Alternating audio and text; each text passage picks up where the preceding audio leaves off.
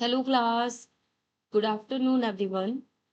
Class, जैसे कि previous class में हमने आप लोगों की नेक्स्ट यूनिट स्टार्ट की थी जो कि है न्यूट्रिशनल डायग्नोसिस, जिसमें हमने प्रीवियस क्लासेस में कुछ न्यूट्रिशनल डायग्नोसिस के स्टेप्स देखे थे। न्यूट्रिशनल डायग्नोसिस हम कैसे रिकमेंड करते हैं, क्या हम इसमें क्या इनकी इम्पोर्टेंस होती हैं, और डाटा कलेक्शन कैसे करते हैं। बेसिक प्रिंसिपल ऑफ जो न्यूट्रिशनल डायग्नोसिस जो है उसके बेसिक प्रिंसिपल्स क्या है।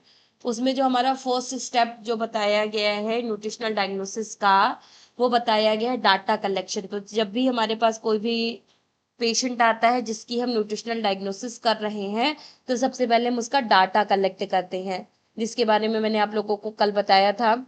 जिसमें हम पेशेंट का हाइट, वेट, बीएमआई, आपकी वेस्ट सर्कमटेशन, और इसके अलावा ग्रोथ ग्रोथ चाइल्ड देखते हैं, ग्रोथ चार्ट देखते हैं। इसके अलावा ब्लड, वो कुछ बायोलॉजिकल डाटा भी देखते हैं, उसको ब्लड शुगर तो नहीं है, ब्लड ग्लूकोज, उसका ग्लूकोज लेवल, हीमोग्लोबिन लेवल, उसका सीरम एल्बुमिन या लिपिड प्रोफाइल या विटामिन लेवल कैसा है, उसका इलेक्ट्रोलाइट्स किस तरीके के बैलेंस्ड है, इम्बैलेंस्ड है, या क्लिनिकल डाटा उसका क्या है, कोई मेडिकल हिस्ट्री तो नहीं है, उसकी प्रीवियस कोई फिजिकल, उसके इसके अलावा उसमें फिजिकल एग्जामिनेशन वगैरह हम इंक्लूड करते हैं, फिजिकल एग्जामिनेशन करते हैं। इसके अलावा कई सारे साइन एंड सिम्टम्स देखते हैं जो डिफरेंट डिफरेंट न्यूट्रिशनल डिफिशियंसीज की वजह से कॉज होते हैं। इसके अलावा कई सारे डिजीज कंडीशंस को हम देखते हैं, मेजरमेंट करते हैं कि कौन कौन सी डिजीज कंडीशंस आपकी कॉज होती हैं। इसके अलावा मेडिकेशंस वगैरह देखते हैं कि पेशेंट को कौन कौन सी मेडिसिन चल रही है, कोई डिजीज कंडीशन है तो उसकी कौन सी मेडिसिन चल रही है, और या फिर वो डिजीज कंडीशन किस तरीके की है और किसकी वजह से है, और क्या न्यूट्रिशनल डिफिशियंसी उसकी कौन कौन सी है। वो सारे साइन एंड सिम्टम हम देखते हैं। इसके अलावा हम उसमें डाइटरी डाटा भी देखते हैं। डाइटरी डाटा में हम क्या देखते हैं, आपका 24 आवर्स में कितनी बार वो खाना खा रहा है पर्सन, ठीक है। फूड फ्रीक्वेंसी, कितनी क्वांटिटी में ले रहा है फूड को, कौन से पैटर्न में मील को ले रहा है, मील का पैटर्न क्या है, भूख उसे लगती है या नहीं लगती है, कितना फूड इनटेक करता है। ये सारी चीजें हम बेजली डाइटरी डाटा में देखते हैं। इसके अलावा पर्सनल एंड सोशल डाटा देखते हैं। तो पर्सनल एंड सोशल डाटा में हम क्या देते हैं, उसकी पेशेंट के लाइफ स्टाइल, उसकी फिजिकल एक्टिविटीज, उसके ऑक्यूपेशन, उसकी इकोनॉमिकल स्टेटस को, इसके अलावा उसके कल्चरल फूड हैबिट्स को, और एजुकेशन को। ये सारी चीजें हम देखते हैं।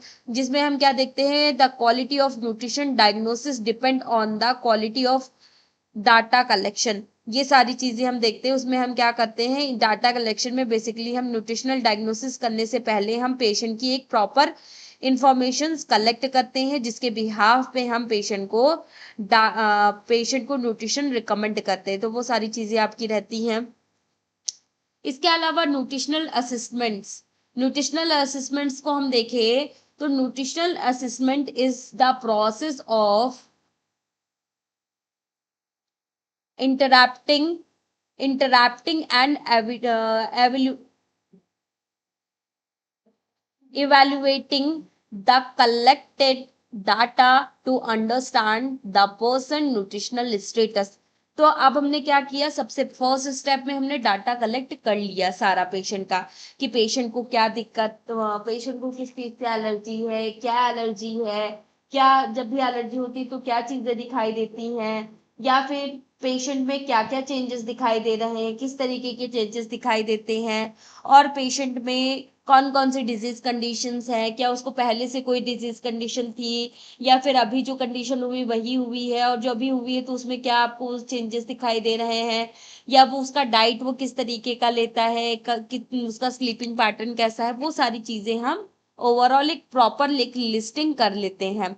देन अब हम सेकेंड स्टेप में क्या करेंगे, न्यूट्रिशनल असिस्टमेंट करेंगे, जिसमें हम न्यूट्रिशन को असिस्ट करेंगे। तो न्यूट्रिशनल असिस्टमेंट इज अ प्रोसेस, ये एक बेसिकली न्यूट्रिशनल असिस्टमेंट जो है एक प्रोसेस होती है, जिसमें हम interacting and evaluating the collect data, जिसमें हम क्या करते हैं, इंटरप्रिएटिंग एंड इवैल्यूएटिंग, इसमें हम क्या करते हैं, इंटरफेयर करते हैं जो भी हमारा न्यूट्रिशनल डाइट, जो भी डाइट हमारा पर्सन, हमारा जो व्यक्ति है, जो हमारा पेशेंट है, जो भी डाइट ले रहा है, उसकी डाइट में हम कुछ इंटरफेरेंस करते हैं, कुछ चीज़ों को हटाते हैं, कुछ चीज़ों को ऐड करते हैं, और उसमें हम ये देखते हैं कि क्या ये इससे हमें मतलब ये सारी चीज़ें हम इवैल्यूएट करते हैं और एक डाटा कलेक्ट करते हैं, जिससे हम ये अंडरस्टैंड कर पाते हैं कि पेशेंट का जो न्यूट्रिशनल स्टेटस है वो किस तरीके का है, क्या उसकी न्यूट्रिशनल रिक्वायरमेंट पूरी फुलफिल है, या फिर कोई न्यूट्रिशनल डिफिशियंसी है, या किस तरीके की है, वो सारी चीजें हम ओवरऑल देखते हैं। इन दिस चैप्टर, इस चैप्टर में हम ये भी देखेंगे न्यूट्रिशनल असिस्टमेंट इज, जो न्यूट्रिशनल असिस्टमेंट क्या है, और इसको हम क्यों प्रोवाइड करते हैं, क्या इसकी रिक्वायरमेंट्स है, क्या इसके एविडेंस है, क्या इसकी न्यूट्रिशनल डायग्नोसिस हम कैसे करते हैं, तो वो सारी चीजें हम इस चैप्टर में पढ़ेंगे। ड्यूरिंग न्यूट्रिशनल असेसमेंट के दौरान द हेल्थ केयर प्रोफेशनल, जो हमारे हेल्थ केयर प्रोफेशनल्स जो होते हैं, वो एक तरीके से इवैल्यूएट करते हैं पेशेंट के एडिक्वेट चेंजेस को, जो भी आप उसकी चेंजेस दिखाई दे रहे हैं, उसकी बॉडी को नरिशमेंट मिल रहा है या नहीं मिल रहा है, या या फिर अंडर नरिशमेंट कॉज हुआ है, या ओवर ईटिंग करता है, या पेशेंट ओवर ईटिंग करता है, या फिर ओवर ईटिंग नहीं करता है, उसे फूड ही नहीं मिलता है, या फिर न्यूट्रिशनल रिस्क तो नहीं है कोई, या फिर कोई उसको अदर कंडीशंस तो नहीं है, ठीक है। तो वो सारी चीजें हम ओवरऑल देखते हैं, जिसमें हम आइडेंटिफाई करते हैं उसकी कई सारी न्यूट्रिशनल प्रॉब्लम्स को, जो भी उसको न्यूट्रिशनल प्रॉब्लम्स हो रही हैं, वो सारी चीजें हम इवैल्यूएट करते हैं आपके न्यूट्रिशनल असेसमेंट के अंडर में। इसके अलावा ड्यूरिंग न्यूट्रिशनल असेसमेंट के दौरान हम ये भी देखते हैं द हेल्थ केयर प्रोफेशनल जो है वो इवैल्यूएट करते हैं what ever what their the patient is adequate nourishment, undernourishment, overweighted या फिर ऑब्सेस, मतलब कि पेशेंट जो है वो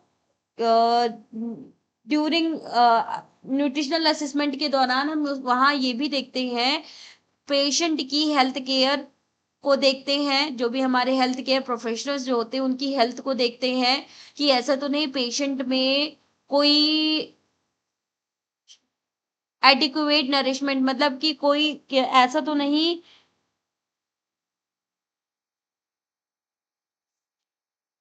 उसके स्वास्थ्य, उसके हेल्थ को हम उसकी देखभाल के लिए हम वो सारी चीजें उसका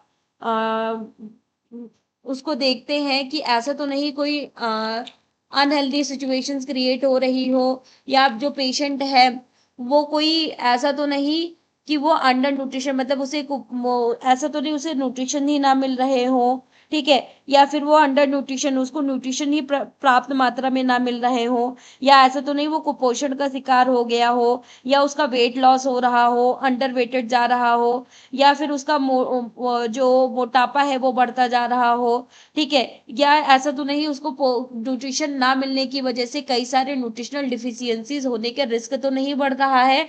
तो ये सारी चीजें ओवरऑल हम देखते हैं इसमें।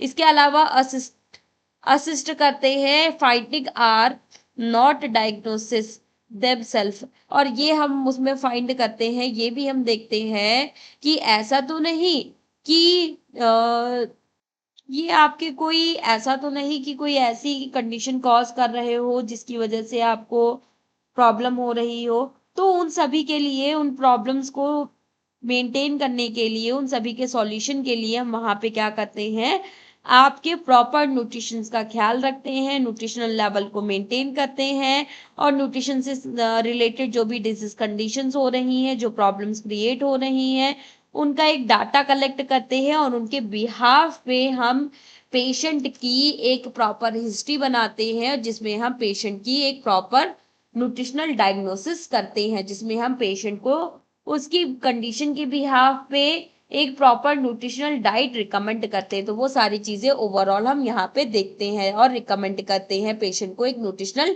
डायग्नोसिस।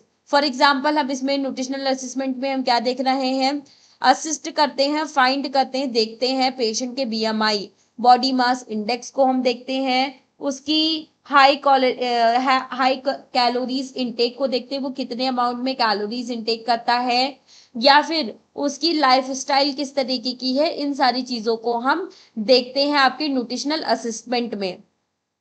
तो बेसिकली न्यूट्रिशनल असेसमेंट क्या करता है कि आपके रिस्पॉन्सिबल होता है आपके बॉडी मास इंडेक्स को मेजरमेंट करने के लिए।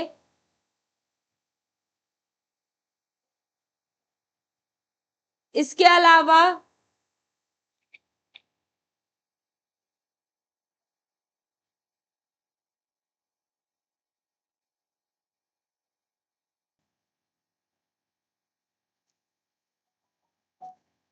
ये सारी चीजें हम मेजरली इसमें देखते हैं आपके। जब भी न्यूट्रिशनल असेसमेंट करते हैं तो हम पेशेंट का बीएमआई बॉडी मास इंडेक्स जरूर निकालते हैं, जिसमें इसके अलावा वो कितनी हाई अमाउंट में कैलोरीज इनटेक कर रहा है, या फिर उसकी लाइफस्टाइल किस तरीके की, वो सारी चीजें हम मेजरमेंट करते हैं। दीज फाइंडिंग्स, ये जो चीजें हमने फाइंड की हैं, जो चीजें हमने देखी हैं, आइडेंटिफाई की हैं, एनालिसिस की है इन चीजों की, तो ये क्या करते हैं, ये हेल्प करते हैं आपके identify to nutritional diagnosis. Nutritional diagnosis को आइडेंटिफाई करने में हमारी हेल्प करते हैं, जिसमें हम एक्सेसिव एनर्जी इनटेक का ख्याल रखते हैं, जिसमें न्यूट्रिशन असेसमेंट प्रोवाइड करता है, एक एविडेंस बेस्ड न्यूट्रिशनल डायग्नोसिस को प्रोवाइड करता है। ठीक है, जिसमें हम कुछ न्यूट्रिशंस को रिकमेंड करते हैं जो उसकी बॉडी के, पेशेंट की बॉडी के लिए, उसकी हेल्थ के लिए अच्छी हो। ठीक है, थर्ड स्टेप ये हो गया आपका। सेकेंड स्टेप में हम क्या करते हैं, न्यूट्रिशनल असेसमेंट करते हैं, जिसमें हम body mass index, high calories intake और लाइफ स्टाइल को देखते हैं। अब तीसरे स्टेप में हम क्या देखते हैं कि अब हमने ये देख लिया पेशेंट का बॉडी मास इंडेक्स क्या कितना होता है, ठीक है, और आपका पेशेंट का जो है वो पेशेंट कितनी कैलोरीज का ले रहा है, या उसकी लाइफ स्टाइल किस तरीके की है, वो सारी चीजें हमने देखी और कलेक्ट करके एक जगह पे रख ली। अब थर्ड स्टेप की ओर आगे बढ़ते हैं। तो थर्ड स्टेप में हम क्या करेंगे, identification of nutritional problems. Nutrition से जो भी हमें प्रॉब्लम्स हो रही है, कौन से न्यूट्रिशन से क्या एलर्जिक रिएक्शन हो रहे हैं, क्या प्रॉब्लम हो रही है, उन सभी चीजों को हम आइडेंटिफाई करते हैं। आफ्टर एनालाइजिंग असेसमेंट डाटा, हम क्या करते हैं, असेसमेंट डाटा को एनालाइज करते हैं। उसको डाटा को एनालाइज करने के बाद हम क्या करते हैं, हेल्थ केयर प्रोफेशनल जो होते हैं वो आइडेंटिफाई करते हैं, कुछ स्पेसिफिक न्यूट्रिशनल प्रॉब्लम्स को आइडेंटिफाई करते हैं जो कि अफेक्ट कर रही है हमारे पेशेंट को। उन सभी चीज़ों को आइडेंटिफाई करेंगे हमारे जो भी हमारे हेल्थ केयर प्रोफेशनल्स हैं, और देन क्या करेंगे, द आइडेंटिफाइड प्रॉब्लम्स, और प्रॉब्लम्स को आइडेंटिफाई करके should be one that can be improved, और उन्हें क्या करेंगे, उन न्यूट्रिशनल प्रॉब्लम्स को इम्प्रूव करने का काम करेंगे। ठीक है, फॉर एग्जाम्पल हम इसमें क्या क्या देखते हैं, लाइक आपका इनएडिक्वेट प्रोटीन इंटेक को, एक्सेसिव फैट इंटेक को, ठीक है, इनएडिक्वेट फ्लूइड इंटेक को, ओवरवेट को, ओबेसिटी को, माल न्यूट्रिशन को। इसके अलावा इनएडिक्वेट फाइबर इंटेक्स को, और फूड एंड न्यूट्रिशन नॉलेज को हम देखते हैं, आइडेंटिफाई करते हैं आपके थर्ड स्टेप में। दिस स्टेप जो आपका ये जो स्टेप है वो ये बताता है व्हाट इज पेशेंट को क्या एलर्जिक इश्यूज है, कौन कौन से न्यूट्रिशनल प्रॉब्लम्स हैं, और किस तरीके के न्यूट्रिशनल प्रॉब्लम्स है, वो सारी चीजें हमें, ये थर्ड स्टेप हमें आइडेंटिफाई करने में हमारी मदद करता है। ऐसा तो नहीं उसे ओबेसिटी हो, ठीक है, या फिर उसको माल न्यूट्रिशन की प्रॉब्लम हो, या फिर उसको क्या हो, उसको जो है वो प्रॉपरली फाइबर्स इनटेक नहीं कर पा रहे, उसकी वजह से उसे प्रॉब्लम हो सकता है फ्लूइड इनटेक नहीं कर पा रहा है, ठीक है, एक्सेसिव या फिर एक्सेसिव फैट इंग्रेडिएंट्स को ले रहा है, ठीक है। तो उन सारी चीज़ों को हम आइडेंटिफाई करते हैं, जो कि हमें ये बताता है न्यूट्रिशनल प्रॉब्लम्स के बारे में कि कहाँ से हमारी न्यूट्रिशनल प्रॉब्लम्स कॉज हो रही हैं, उन सारी चीज़ों को हमारे बताता है। अब आपका आता है फोर्थ स्टेप, ईटियोलॉजी। ईटियोलॉजी मतलब कॉजेज। अब हम ये देखेंगे कि हमारी जो न्यूट्रिशनल प्रॉब्लम जो कॉज हो रही है, इनके कारण क्या है, इनके कॉजेज क्या है, क्या इनकी ईटियोलॉजी है, इसके बारे में अब हम जानते हैं। तो etiology refers to the underlining causes of contributing factor responsible for the nutrition's problem. etiology refers to underlining the cause.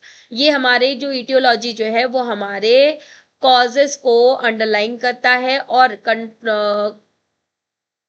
Contributing और कंट्रीब्यूट करता है हमारे फैक्टर्स रिस्पॉन्सिबल्स, हमारे फैक्टर्स रिस्पॉन्सिबल्स को और न्यूट्रिशनल प्रॉब्लम्स को, क्यों न्यूट्रिशनल प्रॉब्लम्स हो रही है, कौन कौन से फैक्टर्स वहाँ पे अफेक्ट कर रहे हैं और कैसे हम इन्हें कंट्रोल कर सकते हैं, क्या क्या इनके जो है कॉजेज क्या क्या हैं, उन सारी चीज़ों को ओवरऑल हम देखते हैं, इनके बारे में हम जानते हैं, ठीक है। तो वो सारी चीज़ें एक तरीके से क्या हैं, हमारी बताती हैं, हमारी ये सारी चीज़ें हमारी क्या कहलाती है, ईटियोलॉजी कहलाती है, जिसके बारे में हम यहाँ आपके फोर्थ स्टेप में हम जानते हैं कि जो हमारी न्यूट्रिशनल प्रॉब्लम्स हो रही हैं वो किस कारणवश हो रही हैं, ईटियोलॉजी का मतलब क्या होता है और आपके न्यूट्रिशन से रिलेटेड कौन कौन सी प्रॉब्लम्स इसमें हो रही हैं, उसके लिए कौन आपका जिम्मेदार है, कौन सा कारण आपके लिए, इसके कौन सा न्यूट्रिशन जो है आपका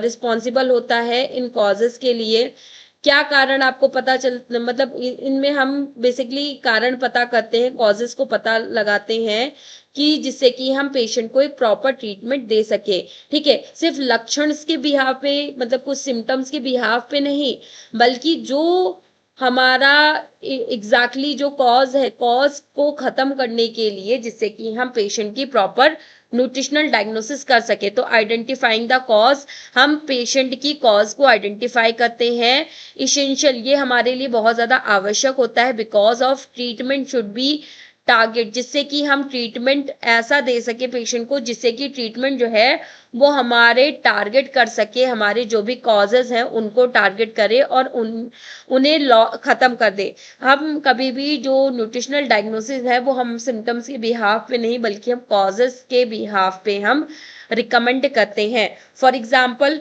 पुअर डाइटरी हैबिट्स, क्या क्या इसमें देखते हैं, क्या क्या हम देखते हैं, हो सकता है हम पुअर, हमारी जो हैबिट है, जो हमारी डाइटरी हैबिट्स है वो बहुत ज़्यादा पुअर है, इसकी वजह से हमारी कई सारे nutritional deficiencies, nutritional problems cause हो रही हैं, ये हमारा एक कारण हो सकता है। या फिर लैक ऑफ न्यूट्रिशनल नॉलेज, हमें न्यूट्रिशंस के बारे में नॉलेज ही नहीं है, जिस वजह से हम क्या कर रहे हैं, हम उन न्यूट्रिशंस को, उन बेनिफिशियल न्यूट्रिशंस को ले ही नहीं पा रहे जो कि हमारी हेल्थ के लिए बेनिफिशियल होते हैं। तो अगर हमें न्यूट्रिशंस के बारे में पता होगा तभी तो हम ले पाएंगे, अगर हमें न्यूट्रिशंस के बारे में पता ही नहीं होगा तो हम नहीं ले पाएंगे। तो ये भी एक कारण होता है हमारे ईटियोलॉजी, हमारी एक न्यूट्रिशनल प्रॉब्लम्स क्रिएट करने का एक कारण हो सकता है, पुअर डाइटरी हैबिट्स। इसके अलावा लैक ऑफ न्यूट्रिशनल नॉलेज, हमें न्यूट्रिशनल नॉलेज ना होने की वजह से हमारा एक कारण ये हो सकता है।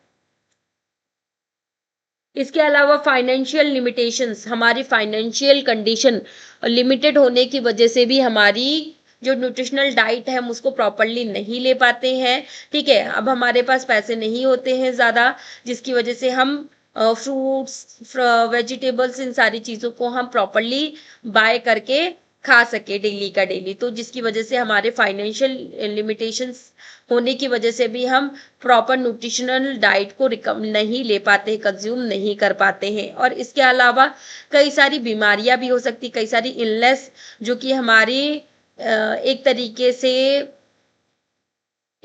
से कई सारे न्यूट्रिशनल डिफिशियंसीज को, न्यूट्रिशनल प्रॉब्लम्स को कॉज करने का एक कारण हो सकता है। इसके अलावा हमारी डिफिकल्टी जब हम चबा चबा करके नहीं खाते हैं, च्युइंग कम करके नहीं खाते हैं, तो उसकी वजह से भी हमारे कई सारे न्यूट्रिशन जो है वो हमारी बॉडी में एब्जॉर्ब ही नहीं हो पाते हैं, और जिसकी वजह से वो हमारी बॉडी से एलिमिनेट हो जाते हैं। तो वो सारी चीजें भी आपको दिखाई देती हैं। इसके इसके अलावा रिड्यूस एपिटाइट, ये हमारे एपिटाइट को रिड्यूस करती है। हमारा जो भी हमारे भूख लगने की जो इच्छा है उसको पूरी तरीके से मार देती है। ठीक है, तो वो सारी चीजें भी ओवरऑल आपको दिखाई देती है। ठीक है, इसके अलावा आपको क्या दिखाई देता है?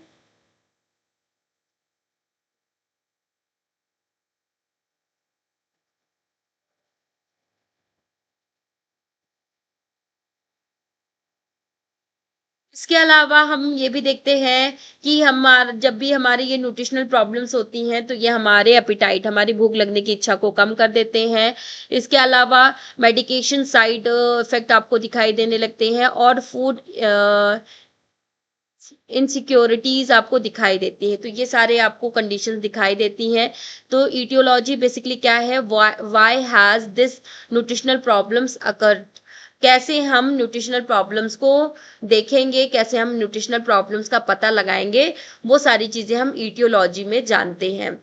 अब ईटियोलॉजी के बाद आपका आता है फिफ्थ स्टेप, आपका साइन एंड सिम्टम्स। अब हमने कॉज देख लिया, कॉज के बाद हम पेशेंट के साइन एंड सिम्टम्स को देखेंगे कि क्या क्या साइन एंड सिम्टम्स आपको दिखाई दे रहे हैं। तो sign and symptoms are the measurable evidence supporting the nutritional diagnosis.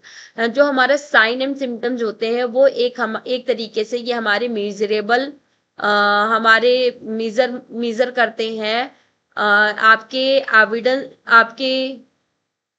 Evidence support आपको देते हैं, और जिससे कि आपको न्यूट्रिशनल डायग्नोसिस को ये सपोर्ट करके जिससे कि आपकी न्यूट्रिशनल डायग्नोसिस को मेंटेन किया जा सके। तो बेसिकली साइन एंड सिम्टम हमें क्या करते हैं? हमारे एक तरीके के मिजरेबल एविडेंस होते हैं जो कि हमें सपोर्ट करते हैं, न्यूट्रिशनल डायग्नोसिस को मेंटेन करने के लिए सपोर्ट करते हैं। Sign and objectives finding overdose, ये हमारे क्या करते हैं? साइन और ऑब्जेक्टिव्स ये हमारे जो है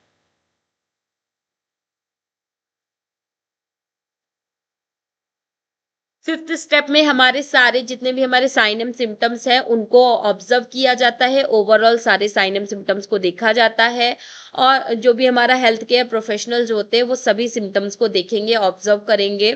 third step, symptoms are subjective.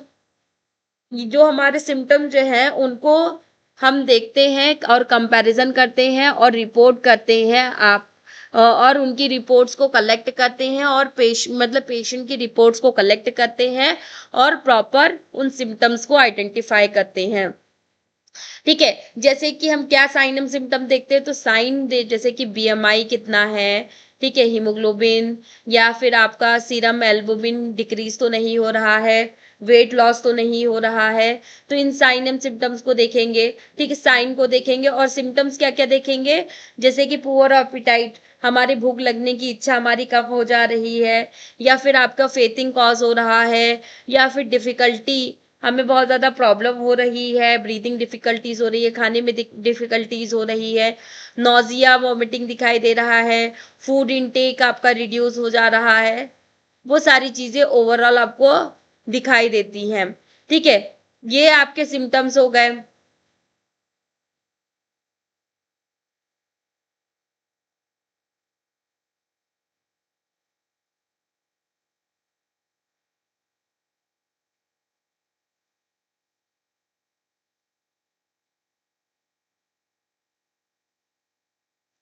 इसके अलावा अब हम साइन एंड सिम्टम, जो हमारा फिफ्थ स्टेप था, हमारे साइन एंड सिम्टम्स हमने देख लिए कि साइन में हमने क्या क्या देखा? आपके बीएमआई को देख लिया, हीमोग्लोबिन को देख लिया, सीरम एल्बुमिन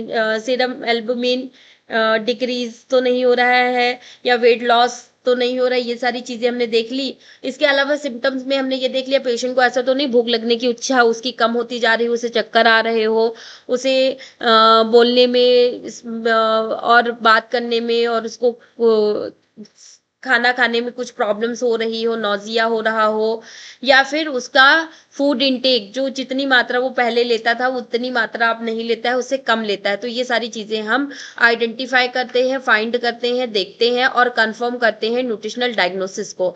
अब आते हैं आपके 6th स्टेप पे। 6th स्टेप में हम क्या करते हैं, स्टेप 6 में हम राइट द डायग्नोसिस। अब हमने पेशेंट का डाटा कलेक्ट कर लिया, ठीक है।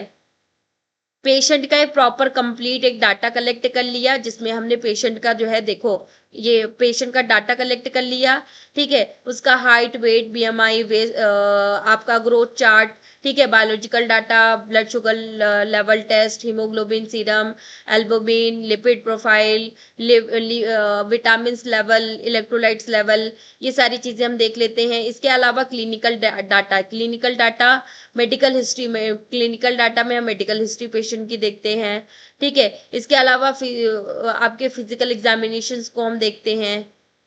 इसके अलावा उसमें हम सारे साइन एंड सिम्टम्स को देख लेते हैं, सिम्टम्स ऑफ न्यूट्रिशनल सिम्टम्स को देख लेते हैं, क्या न्यूट्रिशन डिफिशियंसी हो रही है तो उसके क्या क्या सिम्टम्स दिखाई दे रहे हैं, या फिर कौन सी डिजीज कंडीशन कॉज हुई है, ठीक है, क्या मेडिकेशंस वगैरह तो कोई नहीं चल रहा है, वो सारी चीजें हम आइडेंटिफाई करते हैं, ठीक है। इसके अलावा उसकी डाइटरी डाटा को देखते हैं, कितना खाता है, कब खाता है, कितनी मील्स लेती है, कितने 24 आवर में कितनी बार लेगा वो खाना, कितना लेता है, तो वो सारी चीजें। इसके अलावा पर्सनल सोशल डाटा हम कलेक्ट कर लेते हैं पेशेंट का, लाइक उसकी लाइफ स्टाइल, उसकी फिजिकल एक्टिविटी, उसके ऑक्यूपेशन, उसकी इकोनॉमिकल स्टेटस को, और उसके कल्चर, फूड हैबिट्स को और एजुकेशन को हम क्या करते हैं, कलेक्ट कर लेते हैं एक डाटा। और देन हम सेकेंड स्टेप में न्यूट्रिशनल असेसमेंट करते हैं, पेशेंट की जो है न्यूट्रिशनल असेसमेंट करते हैं कि कौन कौन से न्यूट्रिशंस की वजह से पेशेंट को, सॉरी, इसमें बेसिकली हम क्या करते हैं, आइडेंटिफाई करते हैं न्यूट्रिशनल प्रॉब्लम्स को, कौन कौन से न्यूट्रिशंस की वजह से आपकी प्रॉब्लम्स क्रिएट हो रही हैं। उसमें हम BMI, specially high caloric intake को हम चेक करते हैं, और लाइफ स्टाइल को चेक करते हैं, तो वो सारी चीजें देखते हैं। थर्ड स्टेप में अब हम क्या करते हैं, थर्ड स्टेप में मैंने आपको बताया, आइडेंटिफाई करते हैं न्यूट्रिशनल प्रॉब्लम, कौन कौन से न्यूट्रिशनल प्रॉब्लम्स हो रही हैं, ठीक है, उन सभी को हम देखते हैं। देन हम उसकी इटियोलॉजी, मतलब उसके कॉजेस को देखते हैं कि क्यों कॉज हो रही है, क्या कारण है उसका। देन हम लास्ट में उसके साइन एंड सिम्टम्स को देखते हैं, और फिर लास्ट में हम सबसे लास्ट में क्या करते हैं, इन सारी चीजों को ऑब्जर्व करके, एक डाटा कलेक्ट करके, अब हम पेशेंट को एक प्रॉपर डाइट रिकमेंड करते हैं उसकी हेल्थ के बिहाफ पे, ठीक है। वो सारी चीजें आपकी रहती हैं जिसमें हम पेशेंट को इस तरीके से रिकमेंड करते हैं, और उसकी पेशेंट की जो कंडीशंस है उसको हम मेंटेन करने का काम करते हैं। तो ये सारी चीजें ओवरऑल रहती है, ठीक है। अब हम,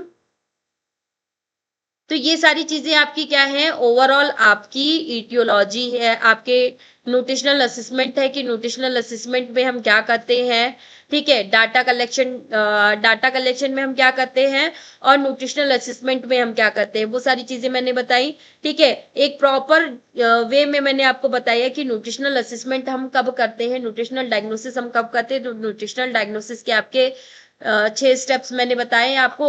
आप जो है सबसे पहले तो ये देखोगे कि पेशेंट का एक डाटा कलेक्ट करोगे, देन आप उसकी न्यूट्रिशनल असेसमेंट करोगे, देन आपकी जो है आइडेंटिफाई करोगे न्यूट्रिशनल प्रॉब्लम्स को, और चोकिंग, और सॉरी ईटियोलॉजी, और उसकी और जो है डॉक्टर की ईटियोलॉजी को चेक करोगे। ईटियोलॉजी देखोगे कि ईटियोलॉजी उसके कॉजेज क्या क्या है।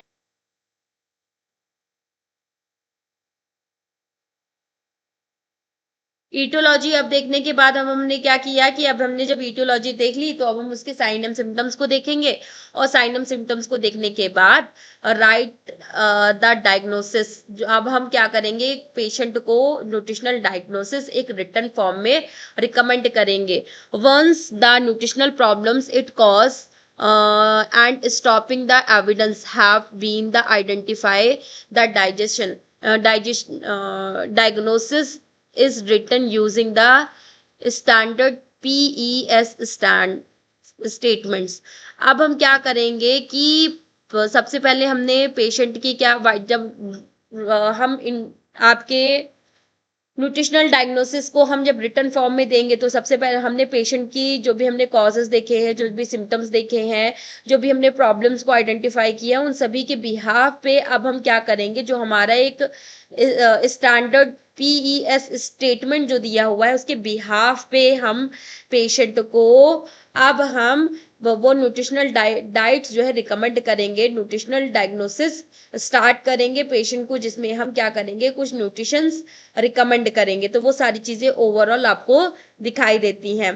ठीक है, अब बात कर इसके बाद आता है आपका पीईएस होता क्या है। तो पीईएस क्या है, तो प्रॉब्लम, इटियोलॉजी और सिम्टम्स, साइन एंड सिम्टम्स, ये बेसिकली होता है जिसको हम क्या बोलते हैं, आपका पीईटी स्टेटमेंट। पीईटी स्टेटमेंट बोलिए या फिर आपका ब्लड,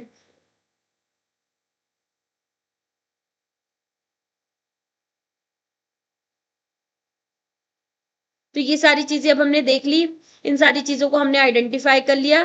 तो अब ये सारी चीजें हमारी हमारी क्या करेंगी, हमें मदद करेंगी एक न्यूट्रिशनल डायग्नोसिस को करने के लिए। ठीक है, अब हम न्यूट्रिशनल डायग्नोसिस कर देंगे किसके अकॉर्डिंग, हमारे प्रॉब्लम्स, इटियोलॉजी और सिम्टम्स, साइन एंड सिम्टम्स के अकॉर्डिंग। अब हम उस जो स्टेटमेंट्स दिए गए हैं उनको फॉलो करते हुए हम प्रॉपर न्यूट्रिशनल डायग्नोसिस हम पेशेंट को रिकमेंड कर देते हैं। तो इस तरीके से हम क्या करते हैं, आपके एक डाटा कलेक्ट करते हैं और डाटा कलेक्ट करने के बाद उसकी प्रॉब्लम्स को देखते हैं और प्रॉब्लम्स देखने के बाद साइन एंड सिम्टम्स की भी देखते हैं, इटियोलॉजी को देखते हैं, उसके कॉजेस को देखते हैं और देन पेशेंट को एक प्रॉपर न्यूट्रिशनल डायग्नोसिस रिकमेंड करते हैं, जिसमें हम कई सारे न्यूट्रिशंस रिकमेंड करते हैं। तो यही आज का हमारा टॉपिक था, न्यूट्रिशनल डायग्नोसिस, जिसके बारे में मैंने आज की क्लास में आप लोगों को बताया। नेक्स्ट क्लास में हम आपके आगे इसको कंटिन्यू करेंगे, आपके न्यूट्रिशनल डायग्नोसिस को ही आगे कंटिन्यू करेंगे। फिलहाल आज की क्लास हम यहीं तक रखते हैं। Okay class, thank you everyone.